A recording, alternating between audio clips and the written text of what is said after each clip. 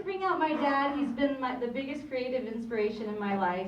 He's a true Renaissance man, and he really knows what it's like to just go for it when you want to do something. So, without further ado, here he is with a PhD in laughter, Dr. Moshe Zloof.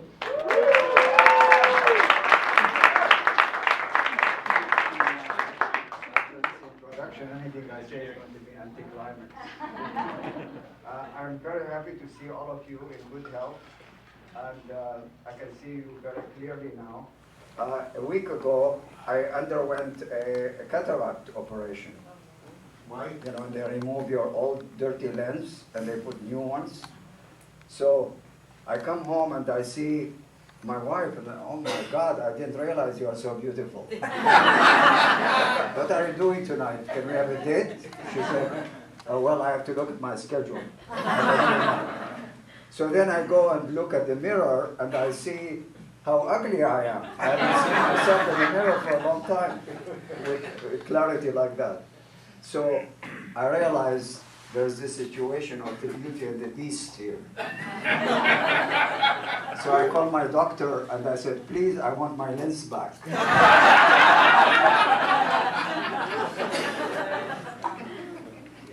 Before I continue my comedy, I want to make some comments. When I did my comedy show at the Improv Theater almost a year ago, I have already like 3,000 viewers. And I basically was joking about my wife, and I said she is a very high maintenance woman.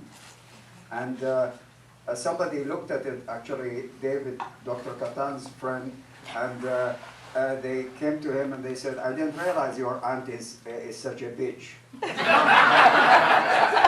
So please, anything I say is my imagination. Actually, they even approved what I say. So it's all my imagination. Nothing is except, of course, the fact that they are beautiful. Everything else is fiction. Okay. Now. Wait till we get home. Now, I'm 76 years old now, and 8 years ago, when I was 68, I started running marathons. I said, what the hell? The best thing that can happen to a runner is if I fall and die in the middle of the trail. Actually, that's the second best thing. The best thing is when I die in bed having sex in the middle of sex. That, my wife will be thrilled if that happens. Now she can go and join the club of liberated women.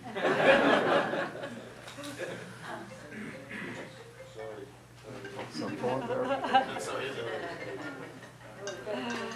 Everybody put it on side.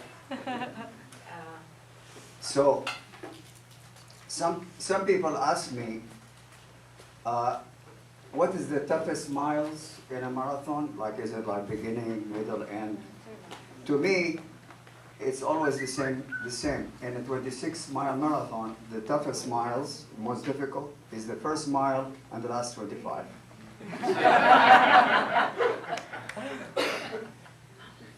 Actually, I borrowed that from my marriage. I'm married 40 years. And the most difficult years in my marriage, right, is the first year and the last 39. The most miserable, right?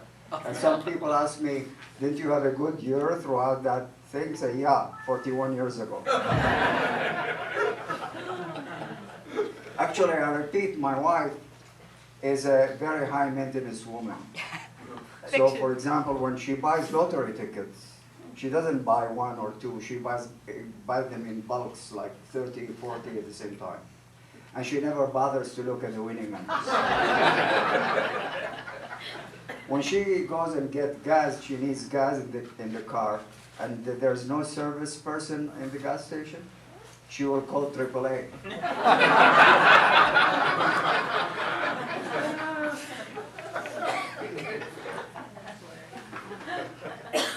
Actually, that's why I married her. I thought she was going to keep me on my toes.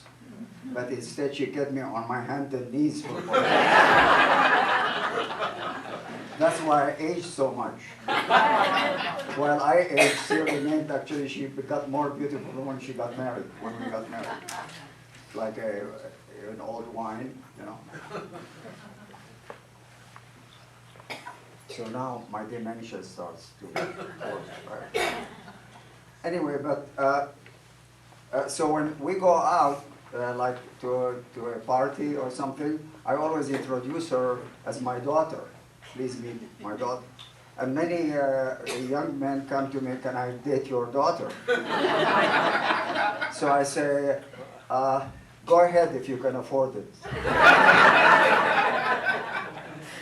And if we had a fight or a quarrel, I say, go ahead, make my day. Don't get me wrong, I'm in good shape also. You know, like I'm, like here you are. I take this and show you how good shape I am. Here, I'll take it.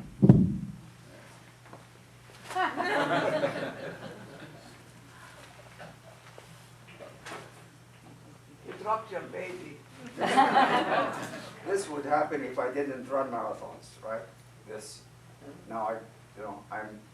So don't get me wrong. Under this crumpled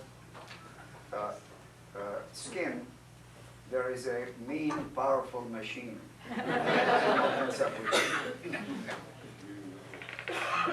Back to running. Oh, here's the. Back to running. You know, to run marathons is a very challenging thing. You know, you have to have a very strong incentive. And I have this guy who runs with me who wanted to lose some weight because he wanted to increase his speed, right? But he didn't have the proper incentive, like he loses 5 pounds, he gains 7, back and forth. Finally, his wife found the great solution.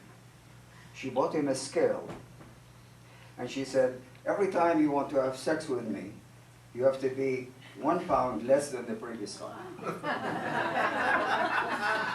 Right? What an incentive, guys. Huh? So he lost 30 pounds in the first month.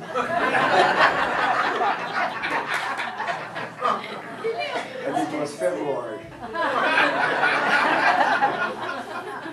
So I told my wife the story, and she got excited. She said, oh, this is fantastic. You wanted to shed some pounds because you wanted to run the Boston Marathon. You know, there you have to qualify. And so she bought me a scale, and she did the same thing. Every time you want to have sex with me, 1 pound less than the previous time. So it worked for me. I lost 5 pounds. But it took me 5 years. That's once a year. Once a year. The reason so late because I couldn't remember because of my dementia. I couldn't remember what I did the year before. And actually, my doctor was trying to find out for the last 2 years whether I have dementia or Alzheimer. So I said, Doc, what's the difference? He said, well, in dementia, sometimes you don't know where you are. And in Alzheimer, sometimes you don't know who you are. So I said, Doc, if I don't know who I am, do I give a damn shit where I am?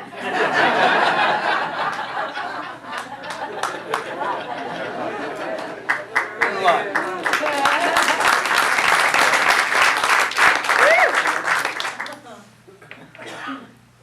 Firing by 6 cylinders.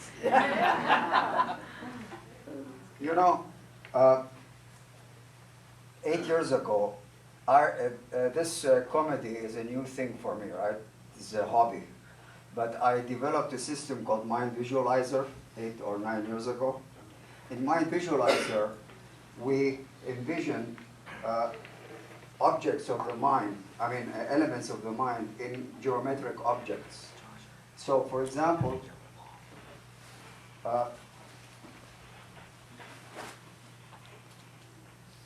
an event is described as a ball. But if it's a happy event, like I hope you are all enjoying yourselves, it's a happy event, it's a yellow ball. On the other hand, if the event is sad and negative, it's a red ball. And it's neutral, it's a blue ball. So I have this friend who walks with me. She's an older lady, she's 86 years old. And she attended my seminars. And every time she sees me, she says, how are your balls?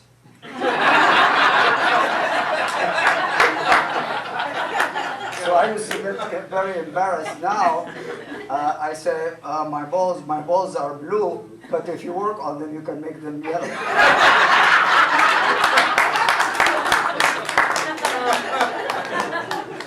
And actually, to show you the proof, sorry, this is my dog's balls. My balls are here.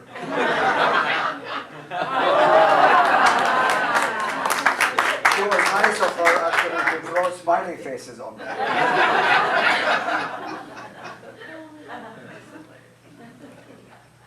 You know, this 40 years of my marriage reminds me of my childhood. You know, when I was a teenager, we didn't just go with a girl and have sex right away, like now, you know. In fact, we never had sex with girls we went out with. So we were always horny. But we used to go to bars and dance, like a slow dancing. That's the only thing we can really have excitement about. So where's the... Oh, it's my cue. Here, hold this. So we used to dance like slow dance, like tango or paso doble, right? Cheek to cheek and crotch to crotch.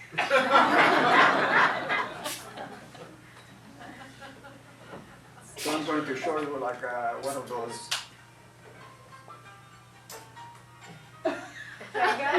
So he gets a speaker. He gets a microphone. On the microphone. Yeah, you put it in the microphone. Wow. Tech fail. Listen on. Can you hear that? Yes. Okay, you're like.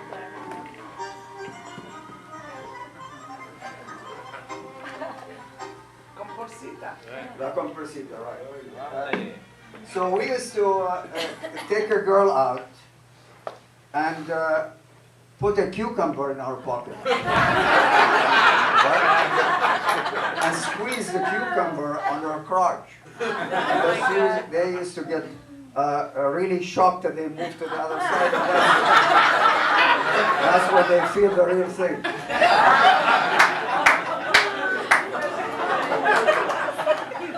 So one day I took this girl, very shy, beautiful, very shy, and I did the same thing. I kind of squeezed the cucumber, but she never moved. So after a minute, I got very excited. I moved her to the other side. And now she got a shock, and she said, I want to go home. So I said, what's going on? Are you embarrassed? She said, I'm very turned off. I was enjoying your cucumber, and now you moved me into your pathetic dick that's not even hard.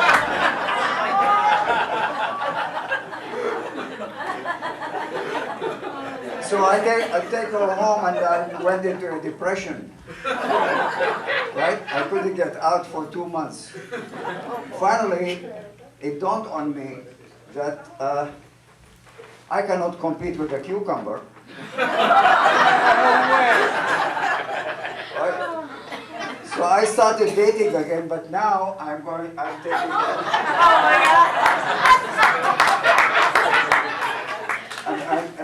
asparagus. And I make sure it's soft.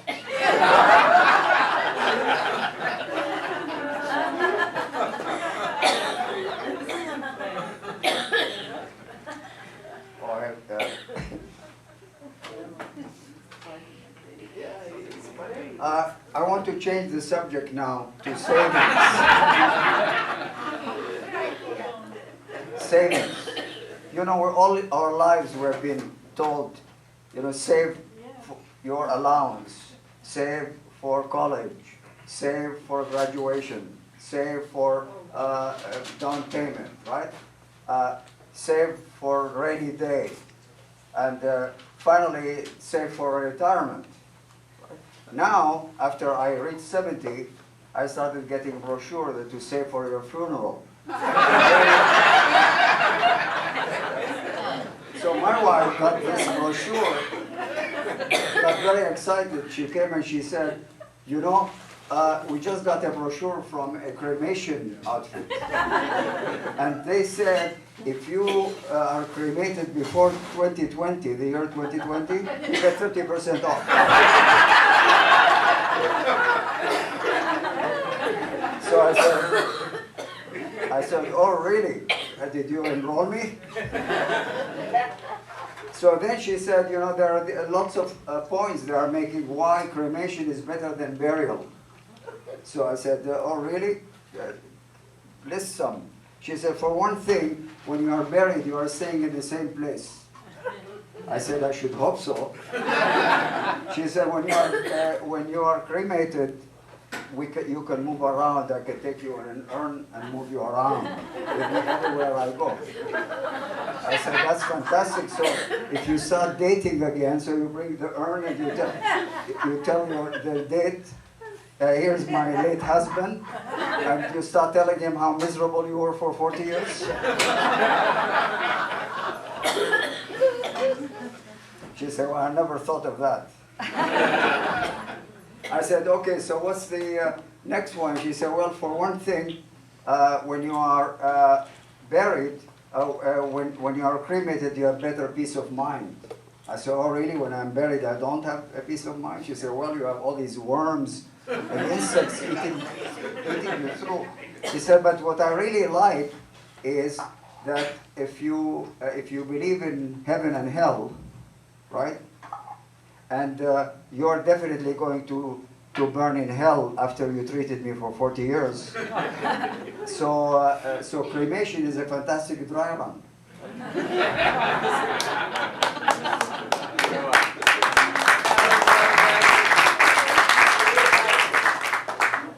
Right? Now, we talked about my wife as high maintenance woman. Now let's talk about low maintenance.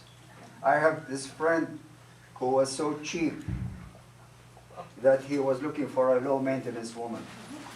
Finally he found one, and what they used to do is like they drive the car and park near a meter, and they put 4 quarters in the meter for an hour, and they come back and they see 15 minutes left, and they realize they cannot get the quarter back. So they stay until the meter expires.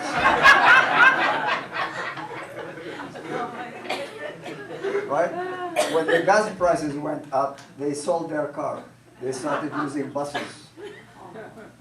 So he saw the bus and he tried to catch the bus in the bus stop. In the meantime, the bus left.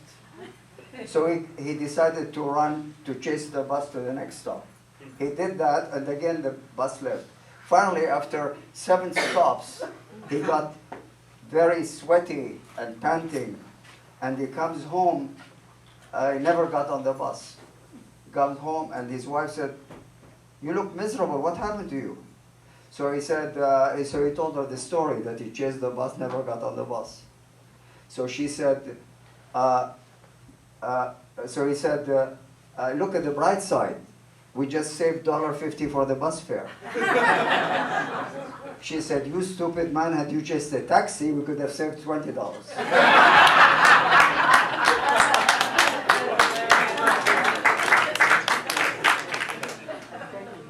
Now, in order to save money, he became a super in an apartment building. You know, you don't have to pay rent. So he went up to on the roof, like 10-story building, and to fix something, and he slipped and he started going down. So he passed the window where his apartment is. So he shouted at his wife. He said, "Don't cook tonight. We're going to eat in the hospital."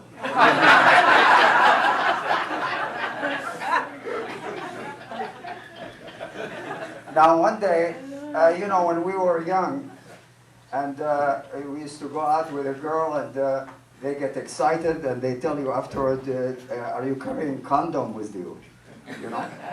Now, when you get old, like my age, people at my level, they say, "Do you carry Viagra with you?" I don't have. It's too expensive. I can't afford it. So he said, "So how are you going to stick it in?" He said, "Well, don't worry. I got my shoehorn."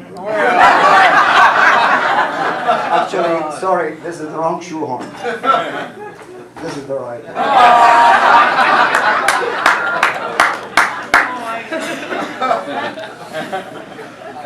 Lastly, when since I'm new at this, these are all my own jokes. I'm new at this, and one day I was walking and I saw this sign says "Coach for stand-up comedy." So I go in, and this woman sitting there, she said $120 an hour for a session, and she's going to coach me. I said, fine. So first session, she said, "Okay, stand up." I stood up.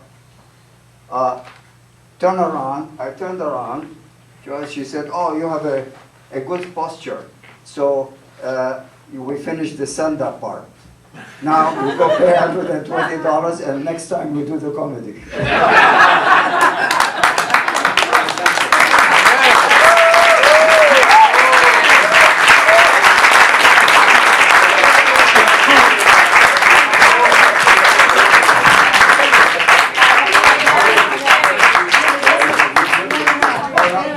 Give him a hand, Dr. Moshe Zloof.